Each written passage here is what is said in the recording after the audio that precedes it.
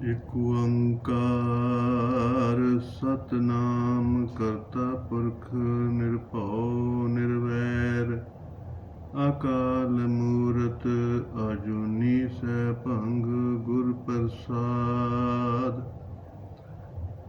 ਜਪ ਆਦ ਸਚ ਜੁਗਾਦ ਸਚ ਹੈ ਭੀ ਸਚ ਨਾਨਕ ਹੋਸੀ ਭੀ ਸਚ। ਡੰਡੌਤ ਬੰਦਨ ਅਨਕ ਬਾਰ ਸਰਬ ਕਲਾ ਸਮਰੱਥ ਡੋਲਨ ਤੇ ਰਾਖੋ ਪ੍ਰਭੂ ਨਾਨਕ ਦੇ ਕਰ ਹੱਥ।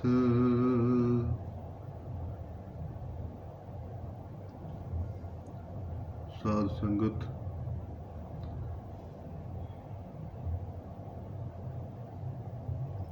ਗੁਰੂ ਮਹਾਰਾਜ 12 ਮਹਾਂ ਦੇ ਰੂਪ ਦੇ ਵਿੱਚ ਉਪਦੇਸ਼ ਕਰਦੇ ਨੇ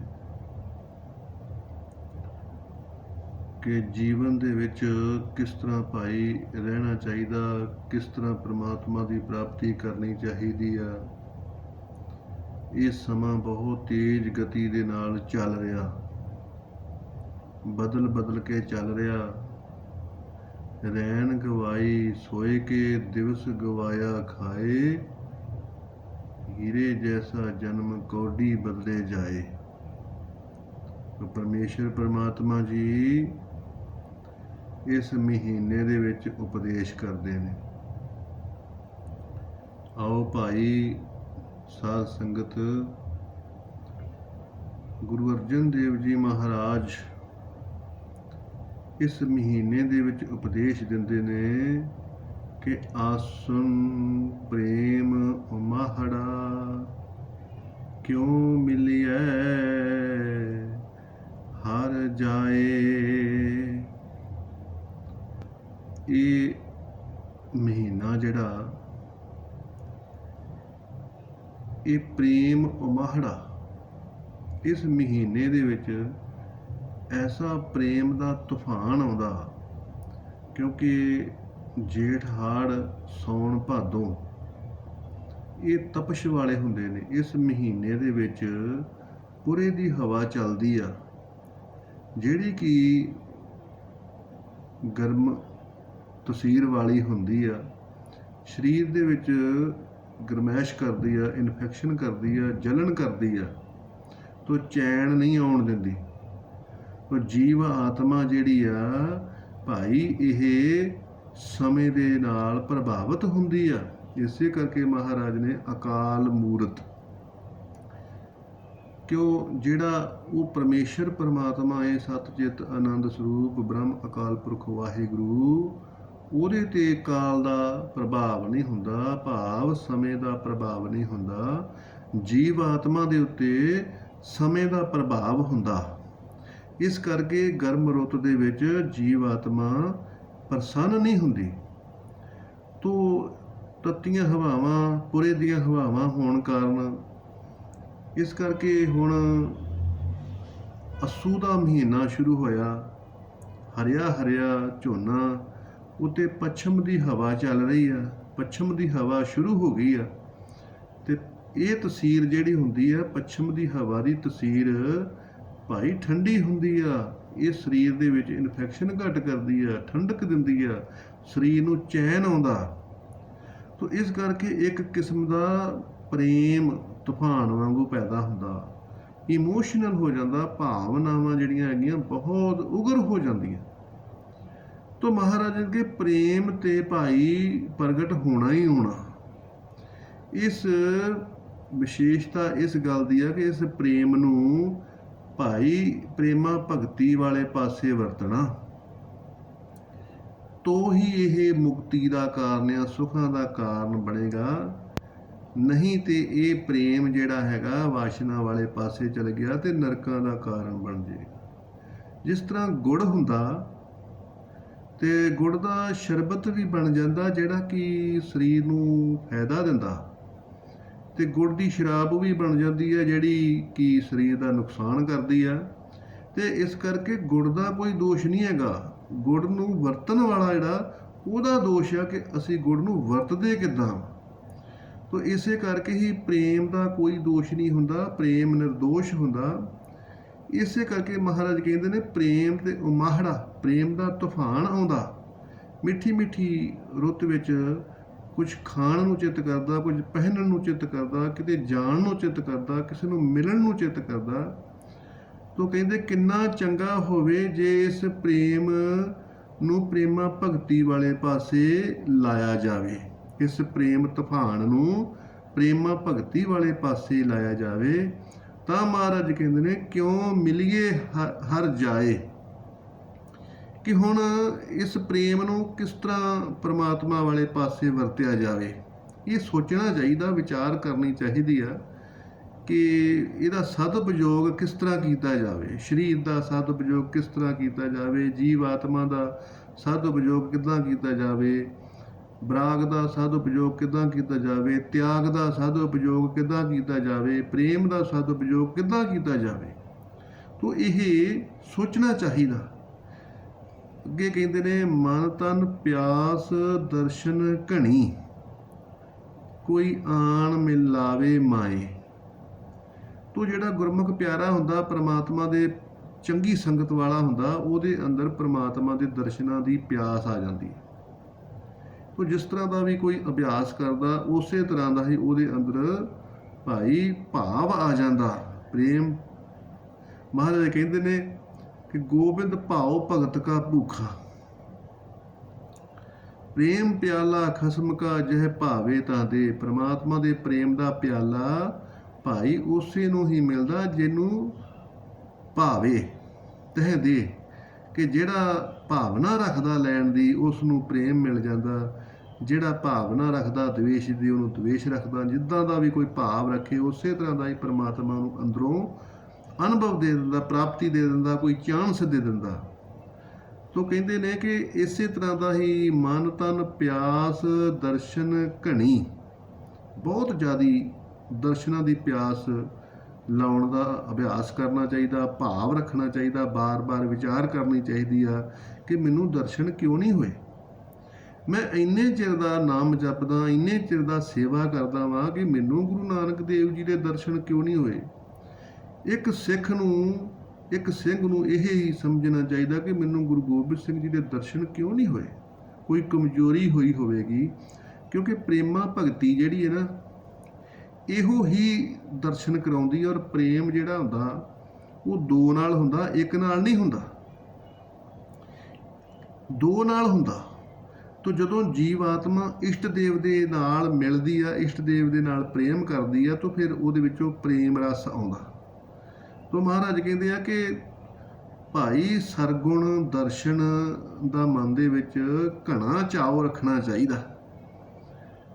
ਮਨ ਤਨ ਪਿਆਸ ਦਰਸ਼ਨ ਘਣੀ, ਕੋਈ ਆਣ ਮਿਲਾਵੇ ਮਾਏ। ਇੱਦਾਂ ਦੀ ਅੰਦਰ ਬਰਾਗ, ਇੱਦਾਂ ਦਾ ਅੰਦਰ ਉਪਰਾਮਤਾ, ਇੱਦਾਂ ਦਾ ਅੰਦਰ ਦੀ ਸ਼ਰਧਾ ਭਾਵਨਾ ਰੱਖਣੀ ਚਾਹੀਦੀ ਆ ਕਿ ਭਾਈ ਮੈਨੂੰ ਪਰਮੇਸ਼ਰ ਪ੍ਰਮਾਤਮਾ ਦਾ ਦਰਸ਼ਨ ਕਰਾਵੇ। ਭਾਈ ਸਰਗੁਣ ਦਰਸ਼ਨ ਦੀ ਲਾਚ ਰੱਖਣੀ। ਜਿਹੜਾ ਜੀਵ ਪਦ ਦਾ ਅਧਿਕਾਰੀ ਹੁੰਦਾ ਹੈ ਨਾ, ਉਸ ਨੂੰ ਬ੍ਰਹਮ ਦੀ ਦਰਸ਼ਨ ਦੀ ਲੋਚਾ ਨਹੀਂ ਰੱਖਣੀ ਚਾਹੀਦੀ, ਉਹਨੂੰ ਸਰਗੁਣ ਦਰਸ਼ਨ ਦੀ ਲੋਚਾ ਰੱਖਣੀ ਚਾਹੀਦੀ ਹੈ। ਉਹ ਇਸ਼ਟ ਦੇਵ ਜਿਹੜੇ ਨੇ ਉਹ ਹੀ ਉਹਦੇ ਵਾਸਤੇ ਪ੍ਰਮਾਤਮਾ ਨੇ, ਉਹਨਾਂ ਦੇ ਦਰਸ਼ਨਾਂ ਦੀ ਹੀ ਲੋਚਾ ਰੱਖਣੀ ਚਾਹੀਦੀ ਹੈ। ਜਿਹਨੇ ਸਰਗੁਣ ਦੇ ਨਾਲ ਪ੍ਰੇਮ ਨਹੀਂ ਕੀਤਾ, ਸਰਗੁਣ ਦਾ ਦਰਸ਼ਨ ਨਹੀਂ ਕੀਤਾ, ਉਸ ਨੂੰ ਬ੍ਰਹਮ ਦਾ ਦਰਸ਼ਨ ਵੀ ਨਹੀਂ ਹੋ ਸਕਦਾ। ਤੋ ਇਸ ਕਰਕੇ ਘਣੀ ਬਹੁਤ ਜ਼ਿਆਦਾ ਦਰਸ਼ਨਾਂ ਦੀ ਪਿਆਸ ਅੰਦਰ ਜਗਾਉਣੀ ਚਾਹੀਦੀ ਹੈ। ਤੇ ਕੋਈ ਪਰਮੇਸ਼ਰ ਪ੍ਰਮਾਤਮਾ ਦੇ ਅੱਗੇ ਤਰਲਾ ਪਾਉਣਾ ਚਾਹੀਦਾ ਕਿ ਕੋਈ ਚਾਂਸ ਬਣਾਵੇ ਕਿ ਮੈਨੂੰ ਵੀ ਚੰਗੀ ਸੰਗਤ ਮਿਲੇ ਤੇ ਮੈਨੂੰ ਵੀ ਸਰਗੁਣ ਦਾ ਦਰਸ਼ਨ ਹੋਵੇ।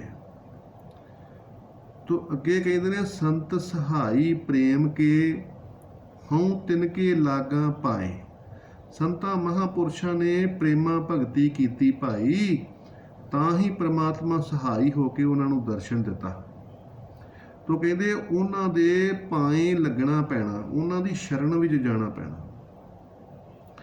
ਜਿੰਨਾ ਚਿਰ ਮਹਾਂਪੁਰਖ ਦੀ ਸ਼ਰਨ ਦੇ ਵਿੱਚ, ਬ੍ਰਹਮ ਗਿਆਨੀ ਦੀ ਸ਼ਰਨ ਦੇ ਵਿੱਚ ਨਹੀਂ ਜਾਵਾਂਗੇ ਭਾਈ, ਉਹਨਾਂ ਚਿਕਰ ਉਸ ਅਵਸਥਾ ਤੇ ਵੀ ਨਹੀਂ ਪਹੁੰਚਾਂਗੇ। ਇਸ ਕਰਕੇ ਕਹਿੰਦੇ ਨੇ ਮਹਾਰਾਜ ਕਿ ਜਿਹੜੇ ਸੰਤ ਨੇ, ਮਹਾਂਪੁਰਖ ਨੇ, ਉਹਨਾਂ ਨੇ ਪ੍ਰੇਮਾ ਭਗਤੀ ਕੀਤੀ, ਤਾਂ ਹੀ ਉਹ ਪਰਮਾਤਮਾ ਸਹਾਈ ਹੋ ਕੇ ਉਹਨਾਂ ਨੂੰ ਪ੍ਰਾਪਤੀ ਕੀਤੀ ਆ। ਤੇ ਮੈਂ ਵੀ ਉਹਨਾਂ ਦੇ ਚਰਨੀ ਲੱਗਾ, ਮੈਨੂੰ ਵੀ ਸਤ ਸੰਗਤ ਪ੍ਰਾਪਤ ਹੋਵੇ। ਇਹ ਭਾਵਨਾ ਰੱਖਣੀ ਚਾਹੀਦੀ ਹੈ।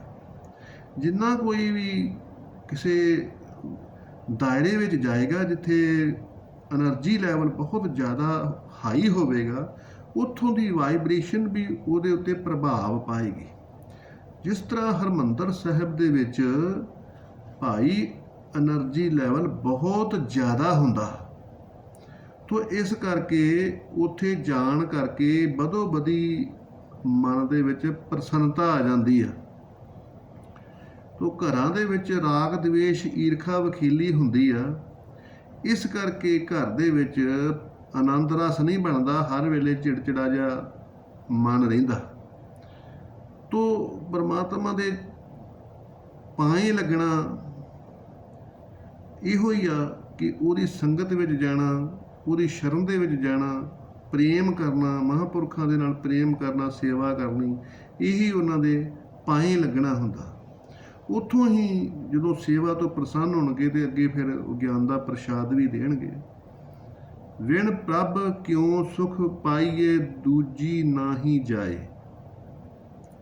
ਇਹ ਮਨ ਦੇ ਵਿੱਚ ਦ੍ਰਿੜ ਰੱਖਣਾ ਚਾਹੀਦਾ ਵਾ ਕਿ ਪਰਮਾਤਮਾ ਦੇ ਜਿਹੜੇ ਗੁਣ ਨੇ ਉਹਨਾਂ ਨੂੰ ਧਾਰਨ ਕੀਤੇ ਤੋਂ ਬਗੈਰ ਸੁਖ ਪ੍ਰਾਪਤ ਨਹੀਂ ਹੁੰਦਾ। ਦਇਆ ਸੰਤੋਖ ਧੀਰਜ ਖਿਮਾ ਨਿਮਰਤਾ ਸਹਿਜ ਅਡੋਲਤਾ। ਪਰਮਾਤਮਾ ਆਪ ਪ੍ਰਗਟ ਹੁੰਦਾ ਤੇ ਆਪਣੇ ਗੁਣ ਵੀ ਨਾਲ ਹੀ ਲੈ ਕੇ ਆਉਂਦਾ। ਤੋ ਜਦੋਂ ਉਹ ਆਪਣੇ ਗੁਣ ਵੀ ਨਾਲ ਲੈ ਕੇ ਆਉਂਦਾ ਤੇ ਫਿਰ ਦੂਜੀ ਨਾ ਹੀ ਜਾਏ। ਫਿਰ ਜਿਹੜੀ ਜੀਵ ਆਤਮਾ ਨਾ ਇਹ ਫਿਰ ਦੂਸਰੇ ਪਾਸੇ ਭਰਮ ਦੇ ਵਿੱਚ ਨਹੀਂ ਜਾਂਦੀ, ਰਾਗ ਦਵੇਸ਼ ਵਿੱਚ ਨਹੀਂ ਜਾਂਦੀ, ਈਰਖਾ ਵਖੀਲੀ 'ਚ ਨਹੀਂ ਜਾਂਦੀ, ਆਪਣੇ ਬਗਾਨੇ 'ਚ ਨਹੀਂ ਜਾਂਦੀ, ਮੈਂ ਮੇਰੀ 'ਚ ਨਹੀਂ ਜਾਂਦੀ। ਪਰਮਾਤਮਾ ਦੇ ਸਰੂਪ ਦੇ ਵਿੱਚ ਭਾਈ ਲੀਨ ਰਹਿੰਦੀ ਆ। ਜੀਵ ਆਤਮਾ ਸੱਤਾ ਖਤਮ ਹੋ ਜਾਂਦੀ, ਬ੍ਰਹਮ ਸੱਤਾ ਜਿਹੜੀ ਹੈਗੀ ਆ ਉਹ ਸ਼ੁਰੂ ਹੋ ਜਾਂਦੀ। ਬ੍ਰਹਮ ਸੱਤਾ ਦੀ ਸੇਵਾ ਜੀਵ ਆਤਮਾ ਕਰਦੀ ਆ। ਤੋ ਇਸ ਕਰਕੇ ਉਹ ਜਿਸ ਨੂੰ ਪਰਮਾਤਮਾ ਦੀ ਪ੍ਰਾਪਤੀ ਹੋ ਗਈ ਉਹ ਗੁਣਾਂ ਦਾ ਧਾਰ ਨਹੀਂ ਬਣੇਗਾ। ਦਇਆ ਸੰਤੋਖ ਧੀਰਜ ਖਿਮਾ ਨਿਮਰਤਾ ਸਹਿਜ ਅਡੋਲਤਾ ਜਿਹੜੇ ਗੁਣ ਨੇ ਇਹ ਪਰਮਾਤਮਾ ਦਾ ਸਰੂਪ ਆ, ਇਹੋ ਹੀ ਸੁੱਖ ਦੇਣ ਵਾਲੇ ਨੇ। ਉਹਦੀ ਫਿਰ ਜਿਹੜੀ ਜੀਵ ਆਤਮਾ ਦੂਸਰੇ ਪਾਸੇ ਨਹੀਂ ਜਾਏਗੀ, ਚੰਗੇ ਗੁਣਾਂ ਦਾ ਧਾਰ ਨਹੀਂ ਬਣ ਜਾਏਗੀ। ਜਿੰਨੀ ਚਾਖਿਆ ਪ੍ਰੇਮ ਰਸ ਸੇ ਤ੍ਰਿਪਤ ਰਹੇ ਅਗਾਏ। ਜਿਨ੍ਹਾਂ ਨੇ ਪ੍ਰੇਮਾ ਭਗਤੀ ਕੀਤੀ ਆ ਉਹਨਾਂ ਨੂੰ ਪਰਮਾਤਮਾ ਦੀ ਪ੍ਰਾਪਤੀ ਹੋ ਗਈ ਆ ਤੇ ਉਹਨਾਂ ਦੀ ਜੀਵ ਆਤਮਾ ਤ੍ਰਿਪਤ ਹੋ ਗਈ। ਇਹੋ ਹੀ ਸਫਲ ਪਈ ਯਾਤਰਾ। ਇਹੋ ਹੀ ਗੁਰੂ ਮਹਾਰਾਜ ਉਪਦੇਸ਼ ਕਰਦੇ ਨੇ ਕਿ ਭਾਈ ਮਨੁੱਖਾਂ ਦੇ ਹੀ ਦੇ ਵਿੱਚ ਭਈ ਪ੍ਰਾਪਤ ਮਾਨੁਖ ਦੇ ਹੁਰੀਆ ਗੋਬਿੰਦ ਮਿਲਣ ਕੀ ਇਹ ਤੇਰੀ ਬਰੀਆ। ਪਰਮਾਤਮਾ ਨੂੰ ਮਿਲਣ ਦੀ ਵਾਰੀ ਆ ਭਾਈ, ਤ੍ਰਿਪਤ ਹੋਣ ਦੀ ਵਾਰੀ ਆ। ਇਹ ਜੀਵ ਆਤਮਾ ਨੂੰ ਜਿੰਨਾ ਚਿਰ ਉਹਦਾ ਅਸਲੀ ਸਰੂਪ ਨਹੀਂ ਮਿਲਦਾ ਉਨਾ ਚਿਰ ਤ੍ਰਿਪਤ ਨਹੀਂ ਹੁੰਦੀ। ਜਿਵੇਂ ਪਹਾੜਾਂ ਦੇ ਉੱਤੇ ਬਰਫ਼ ਜੰਮੀ ਹੁੰਦੀ ਆ ਤੇ ਉਹ ਸਮੁੰਦਰ ਤੋਂ ਹੀ ਵਿਛੜੀ ਹੁੰਦੀ ਹੈ। ਉਹ ਬੂੰਦ ਕਰਕੇ ਪਹਾੜਾਂ ਤੋਂ ਬਰਫ਼ ਪਿਘਲ ਕੇ ਛੋਟੇ ਛੋਟੇ ਝਰਨਿਆਂ ਦੇ ਰੂਪ ਵਿੱਚ ਵੱਡੀ ਨਦੀ ਵਿੱਚ ਆਉਂਦੀ ਆ ਔਰ ਅਨੇਕਾਂ ਉਹ ਬਿਖੜੇ ਪੈਂਡੇ ਤੈਅ ਕਰਦੀ ਸਮੁੰਦਰ ਦੇ ਵਿੱਚ ਜਾ ਕੇ ਮਿਲ ਜਾਂਦੀ ਆ। ਤੇ ਤਾਂ ਹੀ ਉਹ ਜਿਹੜੀ ਬੂੰਦ ਆ ਉਹਨੂੰ ਤ੍ਰਿਪਤੀ ਆਉਂਦੀ ਆ। ਇਸੇ ਤਰ੍ਹਾਂ ਹੀ ਮਹਾਰਾਜ ਕਹਿੰਦੇ ਨੇ ਕਿ ਸੂਰਜ ਕਿਰਨ ਮਿਲੀ ਜਲ ਕਾ ਜਲ ਹੁਆ ਰਾਮ। ਜੋਤੀ ਜੋਤ ਰਲੀ ਸੰਪੂਰਨ ਥੀਆ ਕਾਮ। ਕਿ ਭਾਈ ਇਹ ਜਿਹੜੀ ਅਗਨੀ ਆ ਇਹ ਸੂਰਜ ਤੋਂ ਵਿਛੜੀ ਹੋਈ ਆ ਤੇ ਅਗਨੀ ਨੂੰ ਜਦੋਂ ਪ੍ਰਚੰਡ ਕਰੋ ਤੇ ਅਗਨੀ ਕਿਸੇ ਦੇ ਨਾਲ ਮੋਹ ਨਹੀਂ ਕਰਦੀ। ਅਗਨੀ ਯਕਦਮ ਸੂਰਜ ਵੱਲ ਨੂੰ ਦੌੜਦੀ ਆ ਕਿਉਂਕਿ ਉਹਨੂੰ ਪਤਾ ਵਾ ਕਿ ਮੈਂ ਸੂਰਜ ਤੋਂ ਵਿਛੜੀ ਆ ਤੇ ਸੂਰਜ ਨਾਲ ਮਿਲ ਕੇ ਹੀ ਮੈਨੂੰ ਤ੍ਰਿਪਤੀ ਮਿਲੇਗੀ ਔਰ ਉਹ ਸੂਰਜ ਦੇ ਵਿੱਚ ਮਿਲ ਕੇ ਹੀ ਤ੍ਰਿਪਤ ਹੋ ਜਾਂਦੀ ਆ। ਇਸੇ ਤਰ੍ਹਾਂ ਹੀ ਪਾਣੀ ਦੀ ਬੂੰਦ ਪਹਾੜਾਂ ਤੋਂ ਡਿੱਗਦੀ ਨਦੀ ਦੇ ਰੂਪ ਵਿੱਚ ਹੀ ਹੁੰਦੀ, ਬਹੁਤ ਸਮਾਂ ਬਿਖੜਿਆ ਪੈਂਡਿਆ ਥਾਣੀ ਲੰਘਦੀ ਹੋਈ ਸਮੁੰਦਰ ਦੇ ਵਿੱਚ ਜਾ ਕੇ ਮਿਲ ਕੇ ਤ੍ਰਿਪਤ ਹੁੰਦੀ ਆ। ਇਸੇ ਤਰ੍ਹਾਂ ਹੀ ਮਿੱਟੀ ਜਿਹੜੀ ਆ, ਇਹ ਵੀ ਭਾਈ ਜਦੋਂ ਆਪਾਂ ਢੀਮ ਤਾਂ ਨੂੰ ਸਿੱਟਦੇ ਆ ਤੇ ਇਹ ਧਰਤੀ ਵੱਲ ਨੂੰ ਆਉਂਦੀ ਆ ਤੇ ਧਰਤੀ ਦੇ ਉੱਤੇ ਹੀ ਮਿੱਟੀ ਆਣ ਕੇ ਤ੍ਰਿਪਤ ਹੁੰਦੀ ਆ। ਇਸੇ ਤਰ੍ਹਾਂ ਹੀ ਹਵਾ ਜਿਹੜੀ ਆ, ਉਹ ਵੀ ਬਲੈਡਰ ਦੇ ਵਿੱਚ ਹਵਾ ਪਾ ਕੇ ਤੇ ਸਮੁੰਦਰ ਦੇ ਥੱਲੇ ਰੱਖ ਦਿੱਤੀ ਜਾਵੇ ਤੇ ਉਹਦੇ ਵਿੱਚ ਛੇਕ ਕਰ ਦਿੱਤਾ ਜਾਵੇ ਤੇ ਉਹ ਬਲੈਡਰ ਦੇ ਵਿੱਚੋਂ ਹਵਾ ਨਿਕਲੀ ਹੋਈ ਪਾਣੀ ਦੇ ਵਿੱਚ ਦੀ ਬੁਲਬੁਲ ਕਰਦੀ ਸਮੁੰਦਰ ਤੋਂ ਬਾਹਰ ਆ ਜਾਏਗੀ ਔਰ ਬਾਹਰ ਹਵਾ ਦੇ ਵਿੱਚ ਮਿਲ ਕੇ ਉਹ ਤ੍ਰਿਪਤ ਹੋ ਜਾਏਗੀ।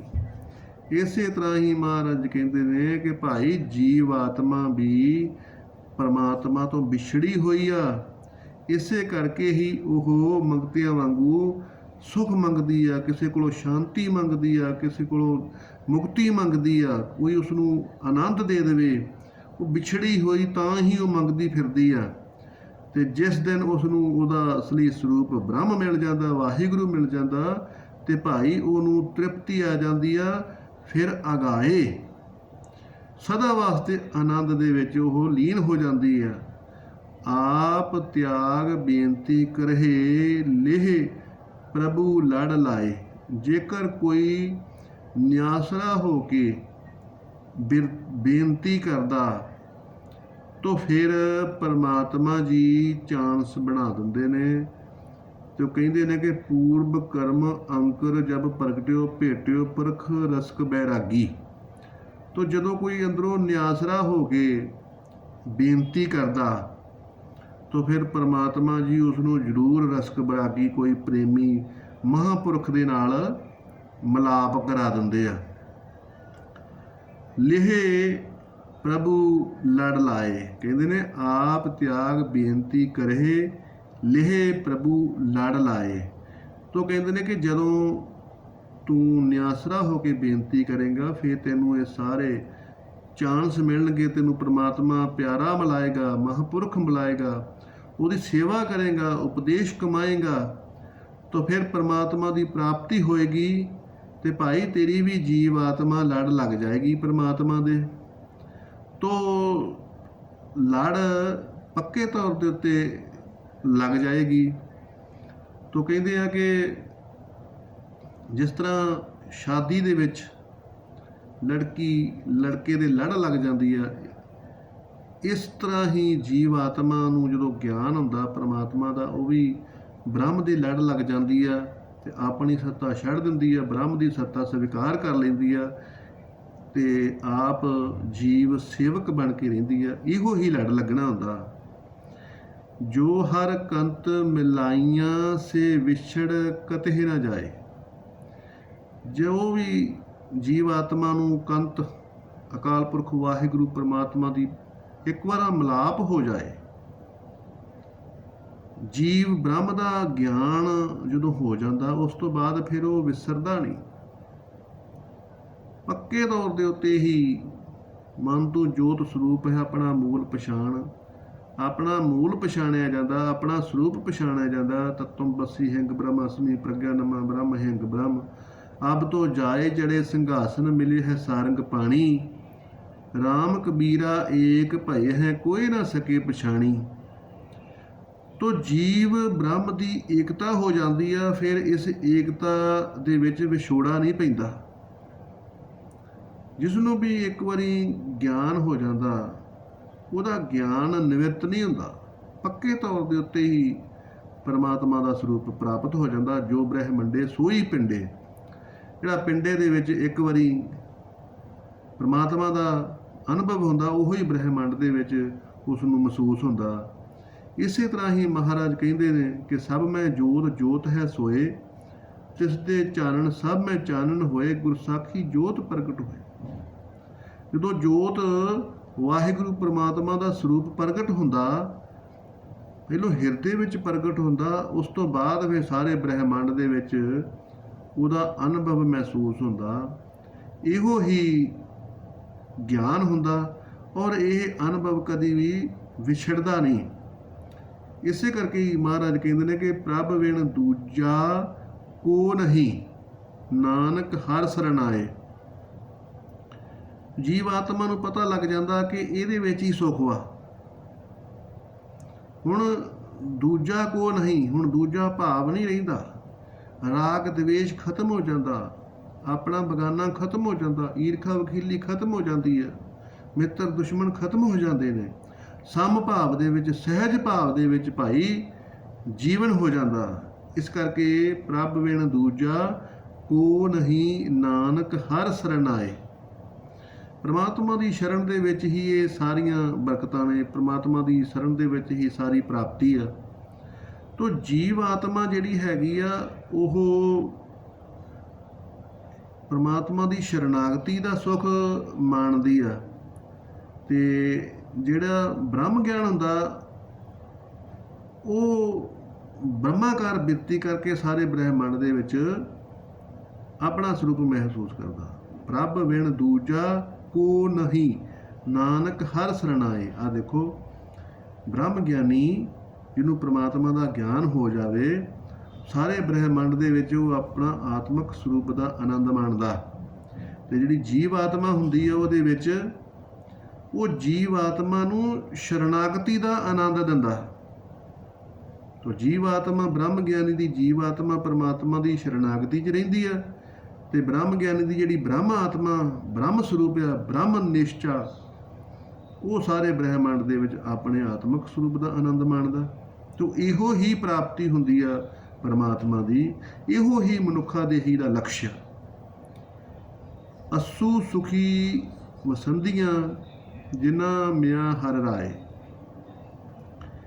ਪਰਮੇਸ਼ਰ ਪ੍ਰਮਾਤਮਾ ਕਹਿੰਦੇ ਨੇ ਕਿ ਇਸ ਮਹੀਨੇ ਦੇ ਵਿੱਚ ਭਾਈ ਉਹੀ ਜੀਵ ਆਤਮਾ ਸੁਖੀ ਆ ਜਿਨ੍ਹੇ ਪ੍ਰਮਾਤਮਾ ਮਈ ਆਪਣਾ ਜੀਵਨ ਕਰ ਲਿਆ। ਸੁਖਦਾਈ ਰਾਏ, ਰਾਜਿਆਂ ਵਰਗਾ ਰੱਜਿਆ ਹੋਇਆ ਜਿਸ ਨੇ ਜੀਵਨ ਆਪਣਾ ਕਰ ਲਿਆ। ਜਿਸ ਜੀਵ ਆਤਮਾ ਨੇ ਅੱਸੂ ਦੇ ਮਹੀਨੇ ਦੇ ਵਿੱਚ ਆਪਣਾ ਜੀਵਨ ਹਰ ਰਾਏ, ਰਾਜਿਆਂ ਵਰਗਾ ਕਰ ਲਿਆ, ਭਾਈ ਉਸ ਜੀਵ ਆਤਮਾ ਪਰਮੇਸ਼ਰ ਪਰਮਾਤਮਾ ਦੇ ਸਰੂਪ ਦੇ ਵਿੱਚ ਲੀਨ ਹੋ ਗਈ। ਇਹੋ ਹੀ ਮਨੁੱਖਾ ਦੇਹੀ ਦਾ ਲਕਸ਼ ਆ, ਇਹੋ ਹੀ ਮਨੁੱਖਾ ਦੇਹੀ ਦਾ ਧੇਅ ਆ। ਸੋ ਪਰਮਾਤਮਾ ਜੀ ਉਪਦੇਸ਼ ਕਰਦੇ ਨੇ ਕਿ ਭਾਈ ਮੌਕਾ ਜਿਹੜਾ ਹੈ ਉਸ ਨੂੰ ਸਦਉਪਯੋਗ ਦੇ ਵਿੱਚ ਲਿਆਉਣਾ ਚਾਹੀਦਾ, ਕਿਉਂਕਿ ਇਹ ਜਿਹੜੀ ਰੁੱਤ ਵਾ ਇਹ ਇਮੋਸ਼ਨਲ ਕਰਨ ਵਾਲੀ ਰੁੱਤ ਵਾ। ਤੋ ਇਸ ਰੁੱਤ ਦਾ ਫਾਇਦਾ ਲੈਣਾ ਚਾਹੀਦਾ, ਕਿਉਂਕਿ ਜੀਵ ਆਤਮਾ ਨੂੰ ਨਾ ਤੇ ਬਹੁਤ ਜ਼ਿਆਦਾ ਗਰਮੀ ਪਸੰਦ ਆ, ਨਾ ਬਹੁਤ ਜ਼ਿਆਦਾ ਠੰਡ ਪਸੰਦ ਆ। ਜਿਹੜਾ ਬਿਜਲਾ ਜਿਹਾ ਸਮਾਂ ਮੌਸਮ ਆ ਇਹ ਜੀਵ ਆਤਮਾ ਨੂੰ ਪ੍ਰਸੰਨ ਕਰਦਾ। ਤੋ ਇਸ ਕਰਕੇ ਇਸ ਮੌਸਮ ਦੇ ਵਿੱਚ ਤਾਂ ਪ੍ਰੇਮ ਅੰਦਰੋਂ ਪ੍ਰਗਟ ਹੁੰਦਾ। ਤੋ ਉਸ ਪ੍ਰੇਮ ਨੂੰ ਸਦ ਉਪਯੋਗ ਦੇ ਵਿੱਚ ਲੈ ਕੇ ਆਓ, ਉਹਨੂੰ ਪਰਉਪਕਾਰ ਦੇ ਵਿੱਚ ਲਾਓ, ਪਰਮਾਤਮਾ ਦੇ ਮਿਲਾਪ ਵਿੱਚ ਲਾਓ, ਸੇਵਾ ਵਿੱਚ ਲਾਓ, ਭਲੇ ਵਿੱਚ ਲਾਓ। ਤੋ ਆਪਣਾ ਲੋਕ ਤੇ ਪਰਲੋਕ ਦੋਵੇਂ ਸਹੇਲਾ ਕਰ ਲਓ। ਇਸ ਕਰਕੇ ਵਾਹਿਗੁਰੂ ਪਰਮਾਤਮਾ ਜੀ, ਗੁਰੂ ਮਹਾਰਾਜ ਉਪਦੇਸ਼ ਕਰਦੇ ਨੇ ਕਿ ਭਾਈ ਆਸੁਨ ਪ੍ਰੇਮ ਉਮਾਹੜਾ ਕਿਉਂ ਮਿਲੀਏ ਹਰ ਜਾਏ। ਤੋ ਆਸੁਨ ਦਾ ਮਤਲਬ ਹੈ ਕਿ ਜਿਸ ਨੇ ਇਸ ਮਹੀਨੇ ਪ੍ਰਮਾਤਮਾ ਦੀ ਪ੍ਰਾਪਤੀ ਕਰ ਲਈ, ਉਹਦਾ ਆਸਣ ਪ੍ਰਮਾਤਮਾ ਦੇ ਚਰਨਾਂ ਦੇ ਵਿੱਚ ਲੱਗ ਗਿਆ। ਅਬ ਤੋਂ ਜਾਏ ਚੜੇ ਸਿੰਘਾਸਨ, ਮਿਲੇ ਹੈ ਸਾਰੰਗ ਪਾਣੀ, ਰਾਮ ਕਬੀਰਾ ਏਕ ਪਏ ਹੈ, ਕੋਈ ਨਾ ਸਕੇ ਪਛਾਣੀ। ਉਹਦਾ ਆਸਣ ਵਾਹਿਗੁਰੂ ਪ੍ਰਮਾਤਮਾ ਦੇ ਸਰੂਪ ਦੇ ਵਿੱਚ ਪੱਕੇ ਤੌਰ ਤੇ ਲੱਗ ਗਿਆ।